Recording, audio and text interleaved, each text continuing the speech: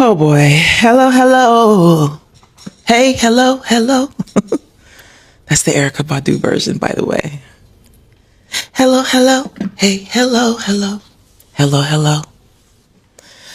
Okay. I have marks from my glasses. My third album, Testimony Volume 1, Life and Relationship, turned 20 years old on Friday, the 27th. It snuck up on me. Somebody had to tell me. And so that's why I'm making a video right now instead of writing about this on my Substack, which if you know me, you know, I like writing on my Substack. And you don't need to see that bowl back there. Okay. And I've been in the blogs a couple times this last week. And so I wanted to come and talk about these things. Let's talk about the easy one first. It is being wrongly reported that I think we should boycott this song of the summer. I'm not going to tell you what it is because I refuse to sing that song, but either you know what it is or you don't. And if you don't, you can go find it. It's very easy. But I don't think we should boycott. What I want is to see people understand the power of words and music and to make choices that are healthy for them. That's what I want. Do I think it matters what I want for people? No. I have finally learned that it doesn't matter and that there's no amount of sacrificing my life force energy that is going to make anybody want anything better for themselves. All I can do is emanate what I emanate, stand for what I stand for, and hope that it reaches who it's meant to reach. And that's it. And that's all I'm going to do. And so my comment makes it very clear that I don't think we should boycott. My comment is tantamount to everybody doesn't want the same thing. And there are a lot of people who are saying it's just a song. Well, if that's what you think, enjoy. But what I know is that music has power. But of course, I have used that power to help some people. And I have traveled around this world twice. And I see the impact of what we export out of the Black American experience to the rest of the world. Longer story for another time, but I've seen it. So I know, and I'm telling you what it is, but you enjoy if that's what you want to do. And I will enjoy doing what I want to do. And that's why I don't think anybody needs to boycott. I think people just need to make choices for themselves. That's what I think. That's one. Two, also, this is a short version of a longer video. I put a much longer video where I go into detail about these concepts on my Substack. So go check that out if you're interested.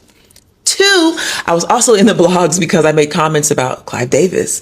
And I said, watch what kind of stories you're going to see coming out about him. I signed my record deal when I was 22 years old. And so I learned about human nature through the lens of the music industry. So I got a full hot dose of all of it. And I know what kind of stories are going to go. I don't need to say anything more because you're going to hear the stories. You're already hearing the stories. If you're on social media, you hear some of it's true, some of it's not true, some of it's conspiracy, some of it's, what's the word, exaggerated, but a lot of it's true. And it's not my place to tell stories of people close to me, but I've heard some stories and I have my own experience. And again, it was wrongly reported that I talked about our working relationship. I did not have a working relationship with him, but I was certainly at the effect of his power. So I go further into that on my Substack if you're interested. And the third thing, when I made the Clive Davis comments, people were saying, well, speak on it, sis. Like, tell us what you think. Like, you know, like they wanted me to, because in my comment, I said, I don't need to go into my story because people have far worse stories than me. I called my experiences with Clive Davis an irritation, and it was an irritation. But I have stories. And that's why I decided to make this video today because, again, I go into the longer version on my Substack, but Testimony Volume 1, Life and Relationship, turned 20 years old on Friday, June 27th. And the record label executive that I did that album under, is the one and only I did with this executive, was honored the other day at the BET Awards. I don't need to say her name. You can go find her name. You know who she is if you watch the BET Awards. And she did things to me that were so hurtful and so offensive. And I go into that in the longer Substack video. But what really happened in that era was coercion. That's how I know what coercion is. I know a version of it because Coercion is when somebody puts you, why is my rap doing this? Coercion is when somebody puts you in a situation where you have to decide if you're going to destroy everything, destroy yourself, or do what they're telling you to do. And I signed to Motown under a different record label executive. So when they kicked him out, I had to stay with her. And so all the things that me and this other record label executive had planned, I had to recalibrate. And that she coerced me into things. And there's a much longer story, again, on my Substack. But the thing I want to share with you today is that Testimony Volume 1 had 2 album covers. I'm going to put them here on this video. One of them was the one I had for a good 8 months. And to me, that was the cover. We worked so hard on this cover. My graphic designer, Anna Valencia Lee Brooke. Is that your whole name, Anna? I don't know why that just came out like that. But she's really my friend, Anna, who is also my graphic designer. We met through Motown. She worked on that cover so long, and we just both knew that that was it. And then this record label executive basically said, well, you don't have to put your album out because I don't like it. She said I looked too muscular. She even used the words, it looks like Serena, which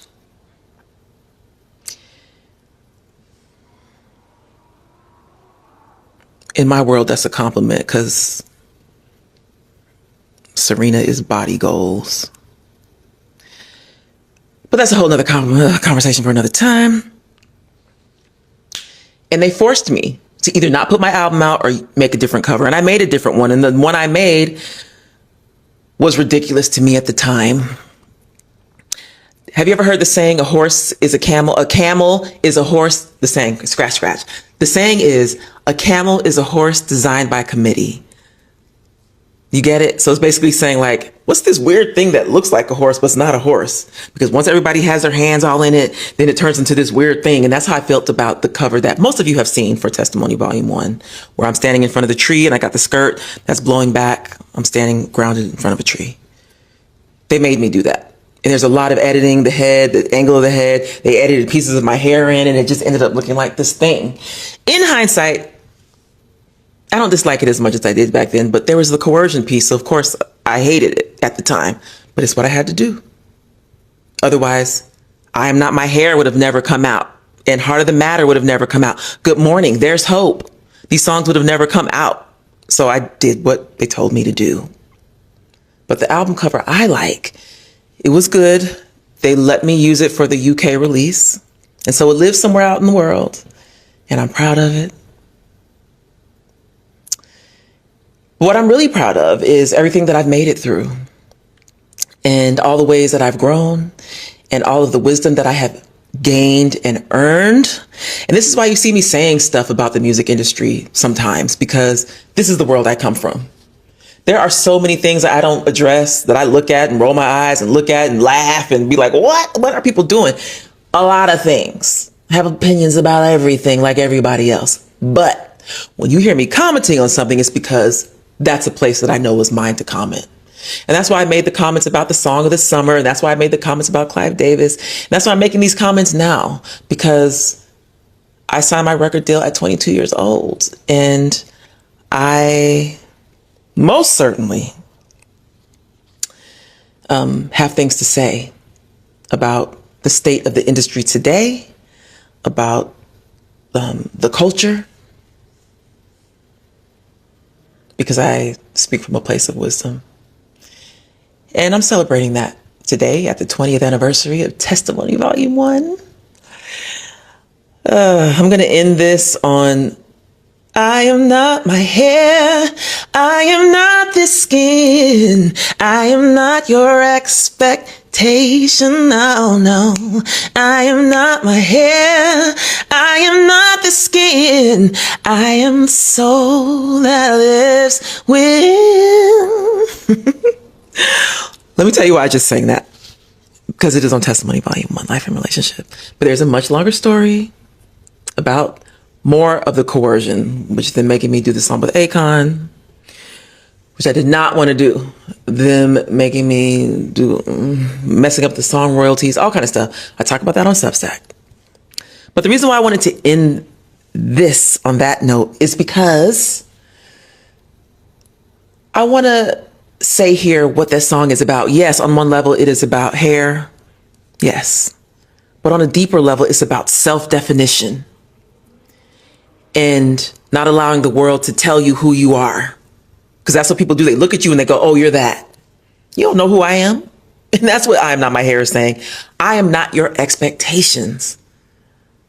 I am the soul that lives within means I'm a much bigger story than you can ever know. You don't know my story.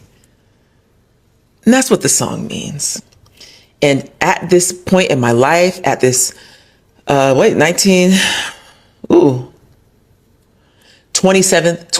year in the music industry, 25 years since my first release, 20 years since my second release. Voyage to India is going to be 25 next year, September 25th. She's a Libra. At this point, I am more self-defined than ever.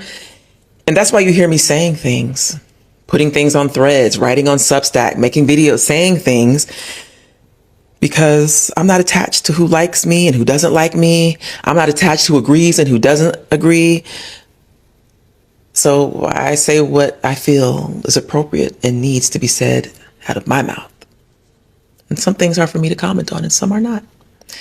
And so I'm not explaining myself here today. I am clearing up some things, but also I'm celebrating something bigger, and that is the soul that lives within. Okay. If you want to hear more of this story, go to my Substack. If not, you heard what I had to say. I love y'all. Peace.